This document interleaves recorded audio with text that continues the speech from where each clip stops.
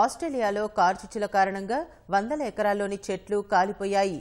పెర్త్కు తూర్పున 55 కిలోమీటర్ల దూరంలో ఒకటి, పశ్చిమ ఆస్ట్రేలియాలో మరో కార్చిచ్చు ఏర్పడింది. మంటలతో చుట్టుపక్కల ప్రాంతాల్లో దట్టంగా పొగ అలుముకుంది. హెలికాప్టర్, విమానాల సాయంతో మంటలను ఆర్పివేశారు. నివాస సమీపంలో అంటుకున్న మంటలను ఫైర్ ఇంజిన్ల సహాయంతో అదుపులోకి తెచ్చారు. పెర్త్కు తూర్పున ఉన్న ఊరులూలో ఒక ఇల్లు, అనేక ఇతర నిర్మాణాలు అగ్నికి ఆహుతయ్యాయి. గతేడాది సంభవించిన మంటల్లోనూ ఇక్కడ 86 ఇళ్లు కాలిపోయాయి.